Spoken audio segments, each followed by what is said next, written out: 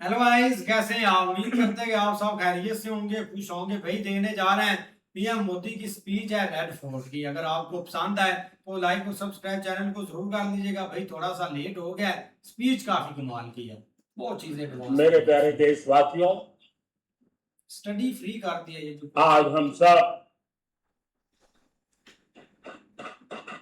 80वां स्वतंत्रता दिवस मना रहे हैं। आज हर दिलों की धड़कन वंदे मातरम के नाद से गूंज रही। आज हर घर तिरंगा है, हर मन तिरंगा है और देश उत्साह और उमंग के साथ नए संकल्पों को लेकर के आज आगे बढ़ रहा है। आप सबको स्वतंत्रता दिवस की बहुत बहुत शुभकामनाएं।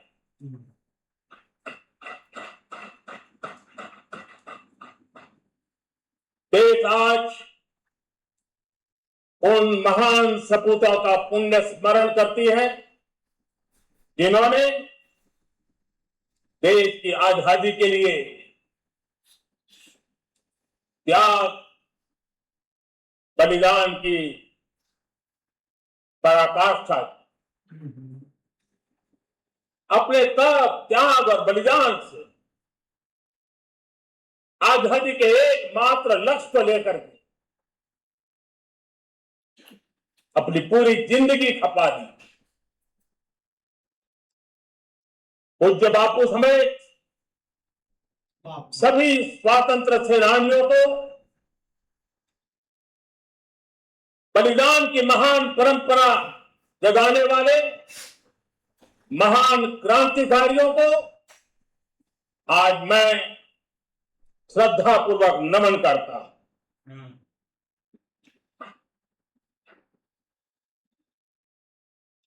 आज जो इस समारोह में उपस्थित है उन सब के लिए आज एक ऐतिहासिक पल भी है।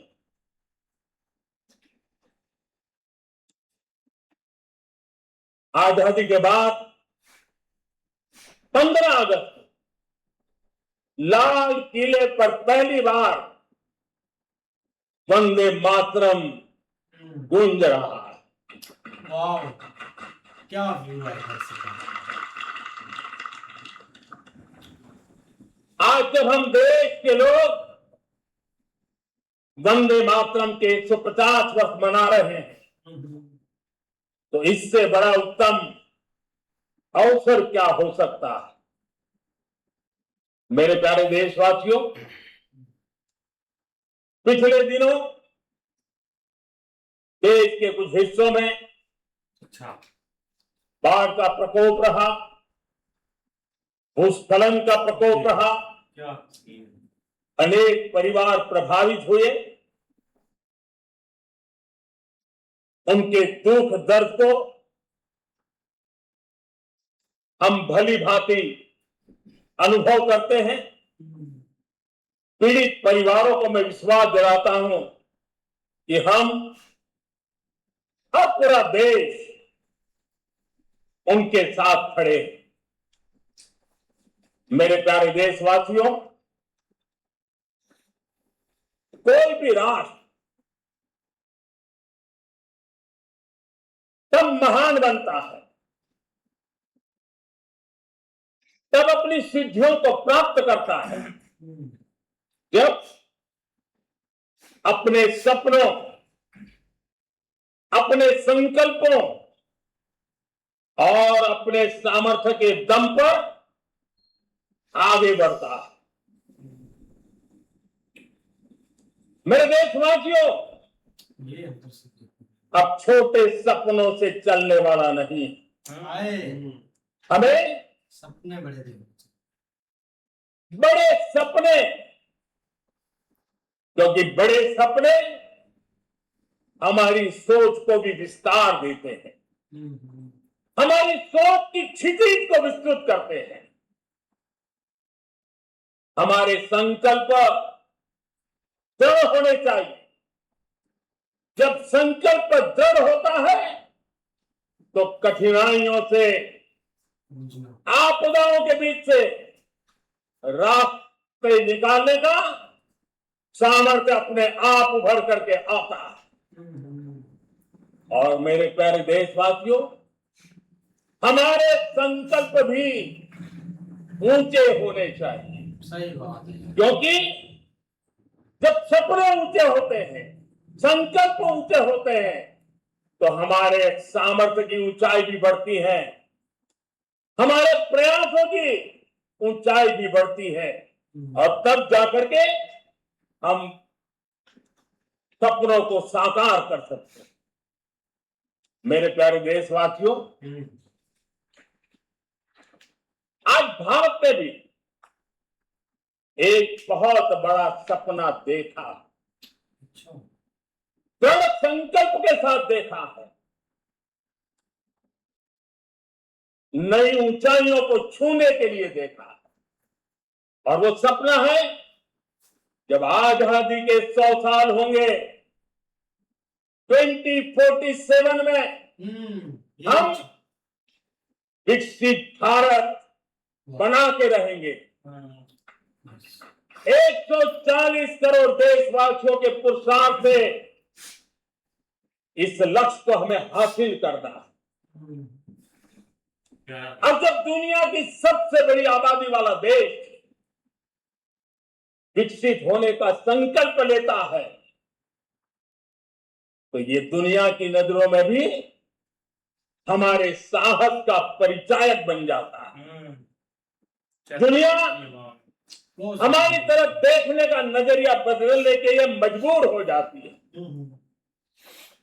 प्यारे देशवासियों, और मैं ऐसे ही नहीं कह रहा हूं, पिछले 12 वर्ष में देश के कोटि कोटि नागरिकों ने, दलित हो, पीड़ित हो, वंचित हो, आदिवासी हो, गांव में रहने वाला हो, शहर में रहने वाला हो, गरीब हो, मध्यम वर्ग का हो, युवा हो, बुजुर्ग हो, नारी हो, पुरुष हो, उत्तर हो, दक्षिण हो, पूर्व हो, पश्चिम हो, हर किसी ने पिछले 12 साल में एक संकल्प के साथ, समर्पण के साथ देश को नई ऊंचाइयों पर ले जाने में हर प्रकार से प्रयास किया है। मैं उनके इस प्रयासों का आदरपूर्वक स्वीकार करता, और उसी का परिणाम है कि इतने कम समय में 25 करोड़ देशवासी गरीबी को परास्त करके गरीबी से बाहर निकले हैं। इन्हीं देशवासियों का प्रयास का परिणाम है कि हम कभी फ्रेजाइल 5 में गिरे जाते थे। 12 साल के भीतर भीतर हम एक मेजर इकोनॉमी में फास्टेस्ट ग्रोइंग इकोनॉमी बन गए हैं। साथियों, देश आजाद हुआ, बहुत सारे सपने लेकर के आजाद हुआ, लेकिन हम गति नहीं पकड़ पाए, रफ्तार नहीं पकड़ पाए। होती है, चलती है, अरे हो जाएगा, देखा जाएगा, उसी में खोए रहे। 2014 तक आते आते तो पूरे विश्व ने हमें फ्रेजाइल 5 के उस में डंप कर दिया था।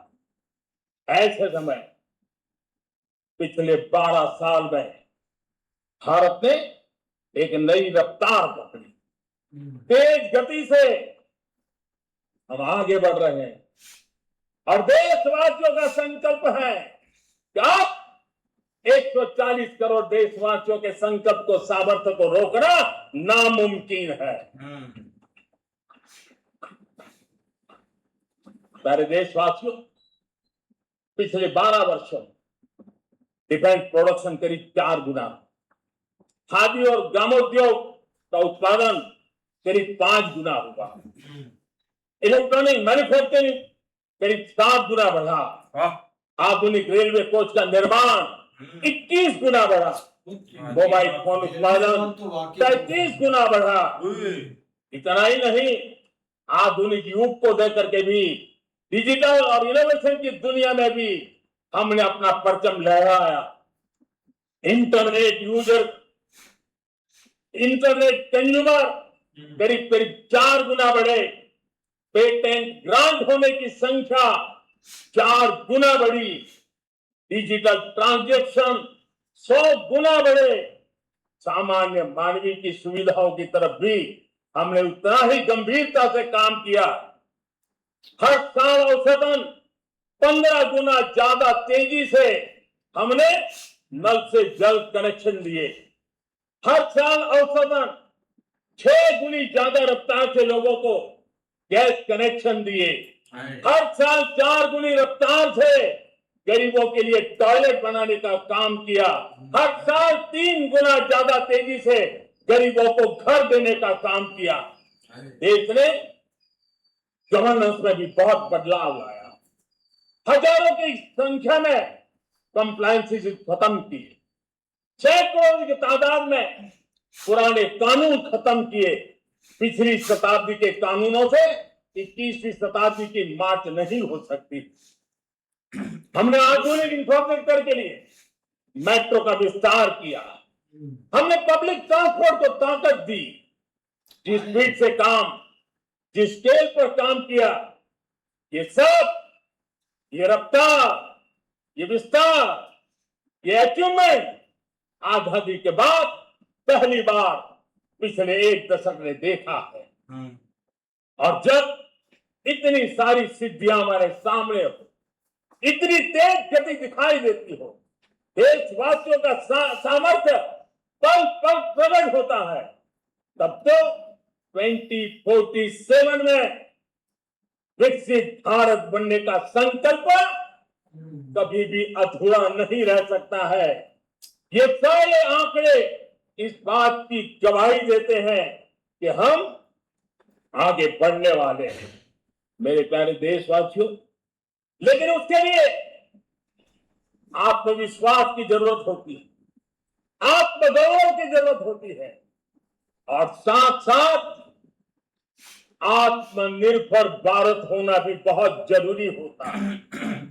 और इसलिए बीते वर्षों में हमारा कन्विक्शन रहा है कि भारत को हमें अब दूसरे देशों पर निर्भर रह करके नहीं जीना। ये बड़ा पॉइंट। हमें आत्मनिर्भर बनना चाहिए। Made in India. दुनिया में बहुत कुछ मिलता है, सस्ता मिलता है, जल्दी मिल सकता है, लेकिन उससे हमारा सामर्थ्य तैयार नहीं होता, न हमारे सामर्थ्य की कसौटी होती है। और इसलिए हमें भी अपनी क्षमताओं को बढ़ाना है। अपने हितों की सुरक्षा हमें खुद को करनी है। और इसलिए आत्मनिर्भर भारत का संकल्प बहुत दृढ़ता के साथ हम लेकर के आगे बढ़ रहे हैं। मेक इन इंडिया, स्वदेशी, वोकल फॉर लोकल, इन सारे क्षेत्रों में आज हर भारतीय का मन जुड़ रहा है। मेरे प्यारे देशवासियों, मैं आपको एक उदाहरण देता हूं सेमीकंडक्टर का। देश आजाद होने के बाद विश्व में तो सेमीकंडक्टर की चर्चा हो चुकी, हमारे यहां भी बातें होती थी, लेकिन सेमीकंडक्टर का कोई बड़ा प्लान नहीं, हम आगे नहीं बढ़ा पाए। और आज स्थिति क्या है? आज की डिजिटल दुनिया में, आज की टेक्नोलॉजी में चीप का महात्म्य हम समझते हैं। कोई भी इलेक्ट्रॉनिक गुड्स होगा, हमारे मेडिकल इक्विपमेंट होंगे, हमारे ट्रांसपोर्ट के रास्ते होंगे, हर किसी में अनिवार्य है और इसे इस चिप के बिना दुनिया थम जाए ऐसी स्थिति पैदा हुई और इसलिए भारत ने आत्मनिर्भर होने की दिशा में अपना सेमीकंडक्टर प्लांट, बड़ा सेमीकंडक्टर प्लांट,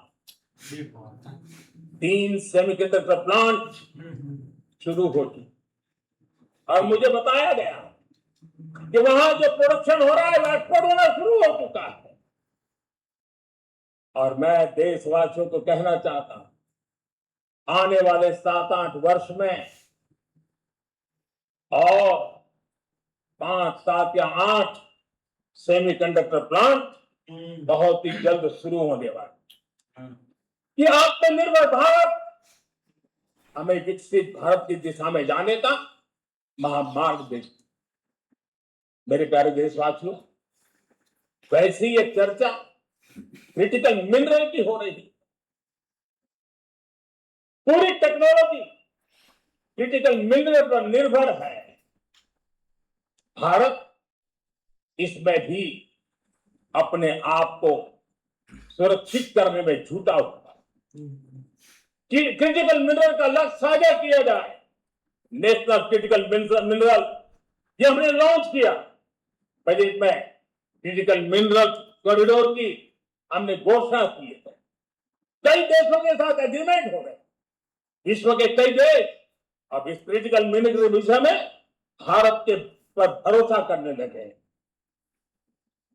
मेरे प्यारे देशवासियों, जैसे सेमीकंडक्टर की बात हो, क्रिटिकल मिनरल की बात हो, वैसे ही जिस टेक्नोलॉजी की दिशा में हम जा रहे हैं, दुनिया जा रही है, उसमें एनर्जी का महत्व और बढ़ता चला जा रहा है। अब एनर्जी के बिना भी नई दुनिया को चलाना मुश्किल है और इसलिए हमें चिप हो, एआई हो, डेटा सेंटर हो, बिल्कुल हमें बहुत बड़ी मात्रा में बिजली की जरूरत होगी। एनर्जी सिक्योरिटी ये हमारे समय की मांग है और इसलिए हमने पहले से ही उस दिशा में एक के बाद एक मजबूत कदम उठाए हैं। एनर्जी सिक्योरिटी का एक बड़ा माध्यम है परमाणु ऊर्जा, न्यूक्लियर एनर्जी। हमने पार्लियामेंट में शांति एक्ट पास कर करके एक नए लक्ष्य तरफ जाने का रास्ता तय कर लिया है। 2047 तक हम 100 गीगावाट न्यूक्लियर पावर का लक्ष्य लेकर के चल रहे हैं। इसी एक दशक में हम 5 नए न्यूक्लियर रिएक्टर शुरू करने का लक्ष्य लेकर के चल रहे हैं।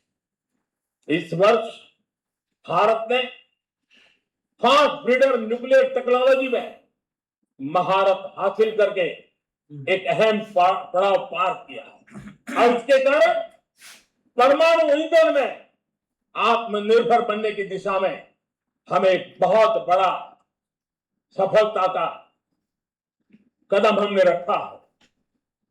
मेरे प्यारे देशवासियों, कई बार संसाधनों की कमी के कारण देश रुकता नहीं है, लेकिन रुकने का कारण सोच की सीमाएं होती हैं। जब सोच बंद जाती है, सीमाओं में सड़ने लग जाती है, तब हम अपने सामर्थ्य को भी पहचान नहीं पाते हैं। देश को अब कच्चे तेल पर निर्भर रहना पड़ रहा और हमारी गलत सोच के कारण है।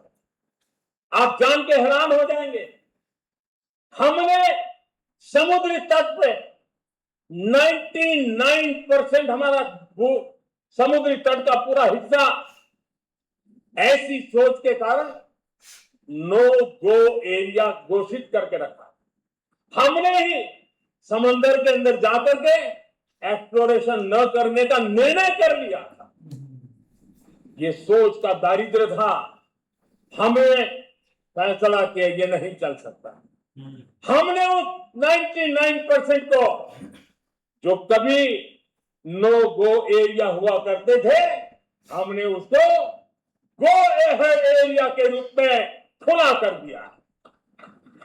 और अब हम समुद्र के भीतर भी एक्सप्लोरेशन करने की और नए नए भंडार खोजने की दिशा में हम प्रवृत्त है, हम प्रयास कर रहे हैं। हमने पिछले वर्ष उसी दिशा में एक महत्वपूर्ण कदम रखते हुए समुद्र मंथन की घोषणा की थी। अब पिछले दिनों हमने 85,000 करोड़ रुपए इस काम के लिए आवंटित करके काम को गति देने का निर्णय कर लिया है। मेरे प्यारे देशवासियों, एनर्जी सिक्योरिटी, इसका मैंने कहा कि हमें ऑल्टरनेट स्रोतों की तरफ भी पूरी शक्ति लगाना बहुत जरूरी है, और इसलिए ऊर्जा का सही इस्तेमाल बढ़ाते हुए भारत इसी दिशा में आज तेजी से काम कर रहा है। 2014 से पहले, मतलब आज से 12 साल पहले, हमारे देश में सिर्फ 70 शहरों में पाइप से गैस की व्यवस्था थी, पाइप से गैस डिस्ट्रीब्यूशन होता था। 12 साल में इन 70 शहरों को हमने 700 शहरों तक पहुंचा दिया। ये होती है रफ्तार, ये होता है विस्तार। 2014 के पहले मुश्किल से 20-22 लाख घरों में पाइप से गैस पहुंचता था। आज 2.25 करोड़ घरों में पाइप से गैस पहुंचाने का काम हो रहा है। वेरी गुड यार, वेरी गुड। 12 वर्ष पहले देश में सोलर एनर्जी की कैपेसिटी सिर्फ 2 गीगावाट, 2 गीगावाट, आज 160 गीगावाट वो 2 से 100 हमने प्राप्त किया है। भैया, मेरे प्यारे देशवासियों, मैं एक और जानकारी देता हूं। हमने इसका लाभ देश के मध्यम वर्ग को, सामान्य परिवार को मिले, इस तरफ भी उतना ही ध्यान केंद्रित किया।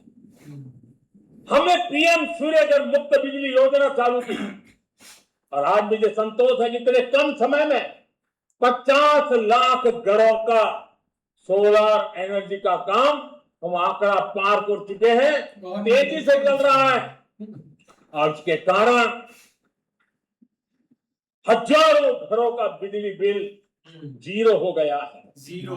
हजारों घर अपनी बिजली का उपयोग करने से अतिरिक्त बिजली आज बेच करके कमाई कर रहे हैं। सही बात। हर परिवार को हम इस काम के लिए 80,000 रुपया सरकार की तरफ से एक एक परिवार को मदद दी जा रही है, तब जाकर के हम इस काम को पूरा कर रहे हैं।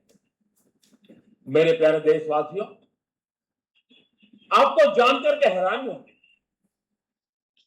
ये जो हमारी रेलवे है उसका इलेक्ट्रिफिकेशन का काम हमारे देश में 1925 में शुरू हुआ। 1925 में इलेक्ट्रिफिकेशन का काम शुरू हुआ, लेकिन 90 साल में 1925 से लेकर के 90 साल में सिर्फ 30% रेल का इलेक्ट्रिफिकेशन हुआ था। यानी 90 साल में 30%। हमारी रफ्तार देखिए, लक्ष्य को पाने के लिए हमारी दौड़ देख लीजिए। हमें इन 1 दशक के अंदर 100% काम पूरा कर दिया। 90 साल में 30%, 10 साल में 70%, ये होता है काम। और इसके कारण डीजल जो हमें बाहर से लाना पड़ता है उसकी बचत हुई, बिजली से हमारी ट्रेनें चली, पर्यावरण को फायदा होने लगा। मेरे प्यारे देशवासियों, हम यहां पे नहीं रुके हैं। हम दुनिया के अंदर पीछे रहना नहीं चाहते। पिछले दिनों आपने खबर सुनी होगी, भारत ने ईंधन का नया क्षेत्र को भी छू लिया। देश ने पहली हाइड्रोजन से चलने वाली ट्रेन शुरू कर दी। क्या बात है यार, बिल्कुल। कोई और पोल्यूशन नहीं, कोई कुछ नहीं। ये सबसे लंबी ट्रेन है और सबसे ताकतवर ट्रेन है, और दुनिया में हाइड्रोजन ट्रेन के क्षेत्र में भी भारत ने अपना झंडा गाड़ दिया है। ओए बाजू दिखा के। वाह, अरे वाह। प्यारे देशवासियों, पिछले 10-12 साल हम लगातार 2047 के लक्ष्य को पाने के लिए दौड़ रहे हैं। एक के बाद एक सोपान सिद्ध कर रहे हैं।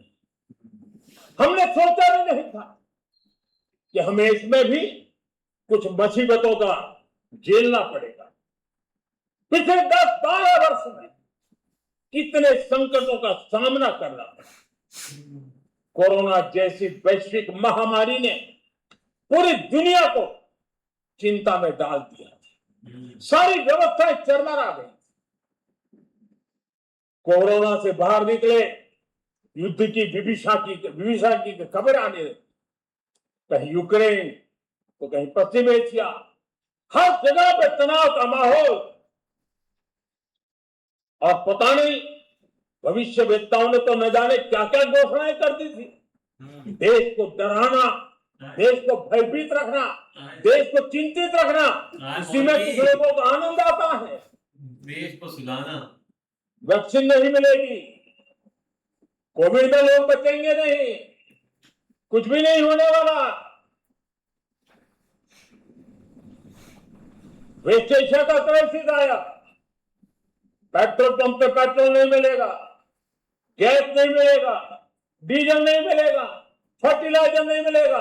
सारी दुनिया भर की अफवाहें फैला करके भारत के लोगों को भयभीत करने का, डराने का, चिंता के अंदर डुबो देने का कुछ लोगों को आनंद आ रहा। लेकिन देश ने देख लिया कि पिछले 10-12 साल की सुविचारित योजनाएं रंग ला रही है, और हम इतने बड़े संकट के बावजूद भी नागरिक देवो भव के मंत्र को लेकर के जीते हुए भारत ने जो तैयारियां की थी, एक के बाद एक कदम उठाया था। सोचा नहीं था कि संकट आएगा, लेकिन उस संकट के समय में ये सारी चीजें काम आ गई। और आज देश में गैस भी है, पेट्रोल भी है, यूरिया भी है। हम अपनी ताकत के ऊपर खड़े हो रहे, चल रहे हैं। मेरे प्यारे देशवासियों, दुनिया के इन संकटों का प्रभाव हर किसी पर हुआ, हम भी अच्छे तरह। यूरिया के दाम दुनिया में 3,000 रुपया पहुंच गए एक बोरी का। आज भी हम मेरे देश के किसानों को वो बोझ सहने के लिए मजबूर नहीं कर रहे। सरकार अपने कंधों पर वो बोझ उठा रहा है। अब दुनिया से जो 3,000 रुपया में यूरिया का बोरा हमें मिलता है, वो हमारे किसानों को हम सिर्फ 300 रुपये में दे पाते हैं। 300 बस। इतना ही नहीं, डीएपी आज दुनिया में बाजार 5,000 पहुंच चुका है। लेकिन मेरे देश के किसानों को दिक्कत न हो, इसलिए 13,000 रुपये देने का काम हम कर रहे हैं। मेरे प्यारे देशवासियों, सोना यूरिया एक समय था 3200, 3,000, 2800। जब मैं आत्मनिर्भरता की बात कर रहा था तो कुछ लोग एयर कंडीशन चैम्बर में बैठ करके सोचने वाले लोग हमें बता रहे कि ग्लोबलाइजेशन का क्या होगा। लेकिन दुनिया देख रही है कि पिछले एक दशक में ऐसा लग रहा है कि दुनिया ने ग्लोबलाइजेशन बोलना ही बंद कर दिया। जहां से ग्लोबलाइजेशन की आवाज आती थी वो बंद सुनाई नहीं देती है। दुनिया का हर देश अपनी अपनी सवालों के मिजाज की तरफ गया। लेकिन दुर्भाग्य से इस संकट के कालखंड में कुछ लोगों ने अपना रुतबा दिखाने के लिए संसाधनों को वेपनाइज करने का खेल खेला। दुनिया अपने पास जो कुछ भी है उसको वेपनाइज करने में लगी है। संसाधनों का वेपनाइज, रिसोर्स का वेपनाइज, पेट्रोल, डीजल, फर्टिलाइजर, दवाइयां, टेक्नोलॉजी की चीज, इतना ही नहीं भूभाग को भी वेपनाइज किया जा रहा है। मुझे और ऐसे समय अगर हम आत्मनिर्भर के मंत्र को लेकर 10 साल सही दिशा में न चले होते तो हम कल से क्या कर सकते हैं कि ऐसी चुनौतियों का मजबूती से मुकाबला कैसे करते हैं। वाह मोदी, ऐसा ही है यार, बहुत पावरफुल स्पीच थी। लेकिन भाई देखा जाए ना तो जैसे एक देश चाह रहे हैं ना, उसमें ये चीजें मेंशन जरूर करनी चाहिए। लेकिन इधर भाई अगर कंपैरिजन करें ना, एक पाकिस्तान के जो लीडर हैं उनका कंपैरिजन करें तो उनके माइंड में भाई अभी भी गंद भरा हुआ है। मतलब कि आपको जब भी वो स्पीच देखते हुए नजर आएंगे ना, उसमें एक यही करे कहेंगे कि ये अखंड भारत बनने जा रहा है, वो मुस्लिम हिंदू को मार दो, वो क्रिश्चियन को मार दो। ये चीज उनके पास कोई आइडिया ही नहीं है, उनके पास कोई ग्राउंड में एक करने के लिए काम ही नहीं है। उन्होंने लोगों को कुछ भाई सहूलत ही नहीं दी। हर तरफ से एक तू मैं होती रहती है उनको, मतलब कि हर बंदा उनको एक कमजोर समझता है। लेकिन भाई अगर बात करें ना पीएम मोदी की, तो जो अभी उन्होंने मतलब कि स्पीच दी है ना, उसमें ये सारी चीजें अचीव हो चुकी हैं। उन्होंने इस पर एक वर्किंग की है, उन्होंने मतलब कि ग्राउंड एक रिपोर्ट आप चेक करें तो ये सारा कुछ यार ऑनलाइन सारा कुछ पड़ा है यार, वहां से बंदा Online देख पड़ा लेता हुआ है जो जो चीजें इन्होंने अचीव की हैं। आप देख ले कि हाइड्रोजन ट्रेन चलाना,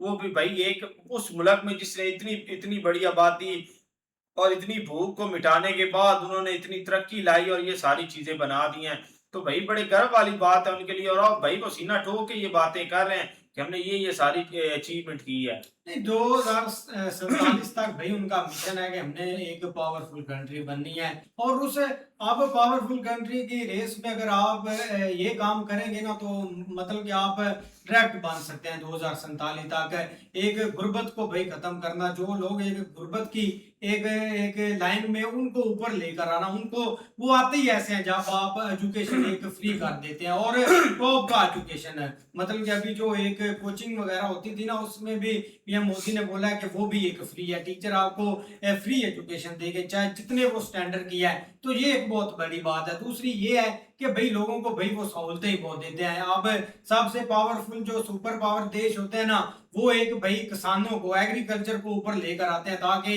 हर एक देशवासी उसमें पैसा भी कमाए, हमें भी दे और सारी चीजें करे। तो वो भाई उधर के किसान को वो सहूलतें दे रहे हैं। आप मतलब कि अभी वो एक स्प्रे वगैरह खादों की बात कर रहे हैं, तो उसमें 300 रेट, 200 रेट है, ये भी कोई रेट है? हाँ, ताकि भाई हमने पंजाब में, मैंने पर्सनल देखा है लोगों से बात करके कि भाई लोगों ने उधर जो एक गाय भैंसे रखी हुई है ना, उधर वो एसी उन्होंने लगाए हुए गाय। यार तुम उन बातों को छोड़ो, हम पानी का टैक्स देते हैं जो हम खेतों को लगाते हैं, खेतों को लगाते वो तो हैं, बाकी ऐसे ही दूर की बात रहेगी। यहाँ पे किसान खेतों का टैक्स देता है, पानी जो लगाता है। ये बंदे यहाँ पे क्या किसानों को देंगे? आप ये देख लें कि भाई सोना यूरिया जो है यहाँ पे 3200, 3000, 3200, 2800 यहाँ मिलती है। डीएपी 6000, 7000 पे मिल रही है। आप देख ले वहां पे 400, 300, 600 यहाँ पे वो सारी चीजें मिल रही है। यार इतनी सस्ती हर चीज है, उनको उनकी आगे ग्रोथ होगी। ग्रोथ ही भाई तब होती है जब आप अपने किसान को, मेन तो देख लेना हमारे यहाँ पे जो इंडिया देख लें, पाकिस्तान देख लें, यहाँ पे सबसे ज्यादा अगर इंडिया की बात करें ना, वो भाई ये खेती बाड़ी हो गई। तो यही बात है ना, अगर देख लें कि भाई वो किसानों को इतनी चीजें रिलीफ दे रहे हैं, उनको खादें सब चीजें सस्ती दे रही हैं। मेन बात यही होता है कि यार आप देख लें उन्होंने इंफ्रास्ट्रक्चर कैसा अपनी कंट्री में दिया है, कितनी डेवलपमेंट कर रहे हैं। ट्रेन के मामले में आ जाए तो ट्रांसपोर्ट इतनी आसान कर दिया है, वहां वर्करों का आना जाना, ये सारी चीजें। बाकी हाइड्रोजन एक ट्रेन बना दिया है, पोल्यूशन भी नहीं होगा, आसानी से सब कुछ हो रही है। बाकी इलेक्ट्रिक वहां पे ट्रेन चली है। यार मेन बात यह है कि उन्होंने वहां तक ट्रेन पहुंचा दिया है, वहां तक ब्रिज और रोड्स पर जहाँ बना दिए, जहां तक भाई इंसान की सोच खत्म हो जाती। पानी के नीचे से ट्रेन गुजार दिया है भाई। वो एक वर्ल्ड का सबसे हाईएस्ट ब्रिज बना दिया है। कश्मीर में जाके जो यहाँ पे पापड़ बेचे जाते थे कि भाई कश्मीर पे जुल्म हो रहा है, कश्मीर को ये कर रहे हैं, कश्मीर को वो कर रहे हैं, आप कश्मीर की हालत देख लें। इतना भाई उन्होंने एक ना ये जो आप मुल्क अपना देख, इसमें जो लोग एक मतलब के खुदकुशी कर रहे हैं कि लाइट को लेकर, बिल को लेकर, बिजली के, यार बिजली फ्री है, आप जीरो पर जीरो उधर गए, मतलब के बिल भाई साहब हुकूमत पैसे देती है 80-80 हजार रुपया उनको। हुकूमत भाई ऊपर से उनको पड़ रहा है कि हम इनको पैसे दे रहे हैं। ये सारी चीजें वहां पे चल रही हैं। यहाँ पे तो भाई बिल बहुत ज्यादा आते हैं, इंसान तो भाई अपना घर का खर्चा नहीं इतना इतना कमाता नहीं है जितना भाई बिल आ जाता है बंदे को। बिल्कुल यार, एक काफ़ी अच्छी वीडियो थी और पीएम मोदी के जो स्पीच है ना वो काफ़ी पावरफुल स्पीच है। जो कि उन्होंने एक अपने काम है ना वो बताए हैं। उन्होंने ये बोला है कि आप थोड़ा 12 साल पहले सारे लोगों को लेकर गए हैं और बताया कि 12 साल पहले आप इस जगह पे जी रहे थे, ये चीज़ें आपको मिल रही थी और इतनी ज़्यादा आपकी एक ग्रोथ रेट थी जीडीपी हर चीज़ के मामले में। लेकिन अब तो भाई बहुत एडवांस लेवल पर चला गया। आप किसी भी मामले में आप देख ले, अब एआई आई है तो एक पता चला है कि भाई एक सबसे ज़्यादा जो एक डेवलपमेंट हमें देखने को मिली वो इंडिया में देखने को मिली है। जितनी वर्किंग जो है ना एआई के ऊपर एक इंडिया में हो रही है। चाहे उससे हटकर आप एक देख ले, जो सोलर का उन्होंने एक बताया कि उस वक्त 2 गीगावाट वो बोर हैं कि और अब देख ले भाई 160 160 पे चले गए। मतलब इतनी ज्यादा एक तरक्की कर गया इंडिया।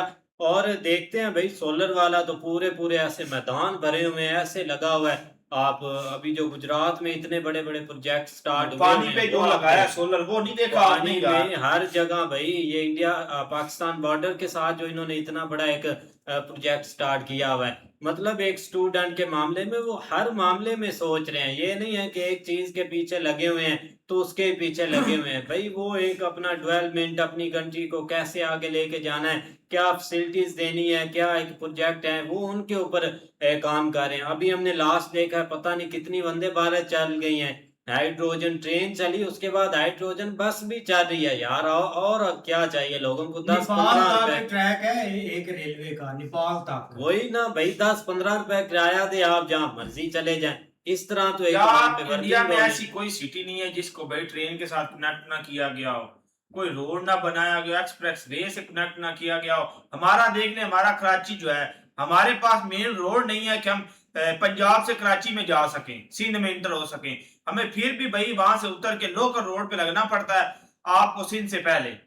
सिर्फ मोटरवे से उतरना पड़ता है, लोकल रोड के ऊपर लगना पड़ता है, फिर आगे आप सिंध इंटर होंगे। ये हाल है हमारा। भाई वीडियो बहुत अच्छी है। ये चीज़ देखें कि भाई मोदी साहब ने स्पीच जो दिया है ना बहुत अच्छी स्पीच दी है, क्योंकि भाई वो ये जब से वो भाई पीएम बने हैं तो उन्होंने भाई अपने अपने मुल्क की एक तकदीर बदल दी है। तो ये चीज़ देखें कि उन्होंने इतने काम करवाए हैं कि आज भाई इस अपना वो 3 दफ़ा पीएम बन चुके हैं।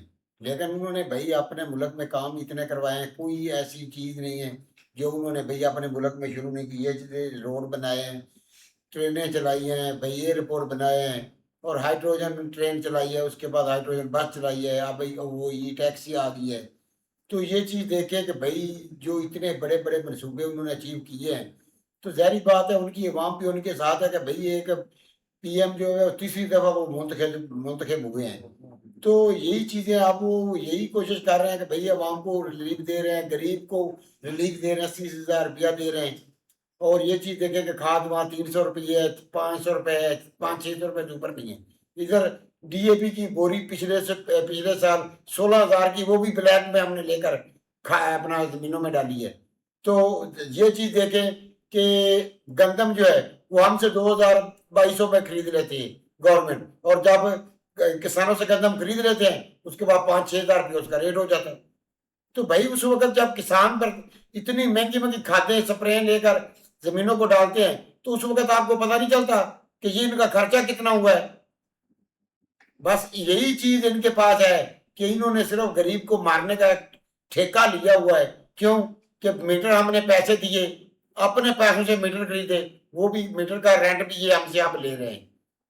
पानी का जो है वो भी रेंट हमसे ले रहे हैं, कूड़ा उठाने वाला का रेंट भी जो है वो हम ही दे रहे हैं। तो दुनिया में कोई सी ऐसी सहूलत की हमें बता दें जो हमारी गवर्नमेंट ने हमें की है? सिर्फ मारने का ठेका इन्होंने हमको लिया है कि जब भी कोई मसला होगा वो हम ये बोलेंगे कि भाई वो फलाने मुल्क में जंग लगी है, उसका असर हम पर पड़ा है, वो हम पर टैक्स और बढ़ा देंगे। ये जीटीएक्स टैक्स है, ये फलान टैक्स है, ये गरीब टैक्स है, ये अमीर टैक्स है, वो टैक्स सारे हमसे लेंगे और आप याशी करेंगे और सुकून कर रहे हैं। और जब पैसा खत्म हो जाता है तो उधर IMF से जाते हैं, किस्त ले आए भाई एक और। इस तरह भाई वीडियो काफ़ी अच्छी है। ये देखे कि भाई जो स्पीच दी है ना मोदी साहब ने ये अपना 15 अगस्त को, ये देखे कि भाई उधर अपना एक आसफ जरदारी है वो भी स्पीच दे रहा है क्या, उसको सिर्फ दूसरों पर हेट करना आता है क्या। और भाई आपने जो कारनामे किए हैं कि आपने कुछ इधर मुल्क के लिए किया है वो उनको बताएं अवाम को भी हमने ये किया है। जैसे भाई मोदी साहब बता रहे हैं कि हमने इतने प्रोजेक्ट जो है कंप्लीट कर लिए हैं, इतने प्रोजेक्ट जो नए आगे भाई शुरू किए हैं, वो भाई वो अवाम को बता रहा है क्या। और ये देखे कि भाई उनके लिए सुनते हैं उन्होंने कितनी बना कर दे दी है कि हाईवे देखे भाई उन्होंने ऐसा जाल बिछा दिया कि हम खुद परेशान हो जाते हैं कि जैसे उन्होंने रोड बना कर दे दिए हैं। और दूसरा उनके एयरपोर्ट देख लें जो भी नए जो तैयार हो रहे हैं एक जदीद किस्म के, हम तो भाई देख कर हैरान हो जाते हैं कि ये कैसे उन्होंने नई टेक्नोलॉजी के साथ वो इजाद कर रहे हैं। उनको ऐसे प्यारे प्यारे एयरपोर्ट बनाए हुए हैं तो खुद आदमी देखकर परेशान हो जाता है। और दूसरा एक नई चीज जो अपना हाइड्रोजन पर भाई आगे अपना ट्रेन चल रही थी, अब भाई उन्होंने बस भी अपना हाइड्रोजन पर भाई चलने वाली बना दी है। और दूसरा एक वो टैक्सी जो अपना ये देख लो कि भाई अपना राश के बगैर भाई ऊपर से वो जितना भी राश होगा वो ऊपर से भाई गुजर जाएगी हवा में। भाई कमाल भाई कर दिया। और इधर सिर्फ दूसरों को भाई नीचा दिखा रहे हैं कि हम ये कर देंगे, हमने ये किया है। वो भाई जो इधर मुल्क में कर रहे हो वो बताएं आप उनको कि हम आपके लिए ये कुछ कर रहे हैं कि क्या कर रहे हैं हमारे लिए वो। चीज मुल्क में मौलवी नहीं, वो मुल्क भाई सुखी है। अच्छा मौलवी तो उधर वो जो इधर स्पीच दे रहा है उसने दाढ़ी रखी हुई है। तो मौलवी नहीं है ना। मौलवी PM दाढ़ी रखने से थोड़ी मौलवी नरेंद्र मोदी। मौलाना मुतज़िला है यार। अगर PM मोदी होते ना मतलब कि मौलवी तो आप उन पर भी फतवा लगा देना था।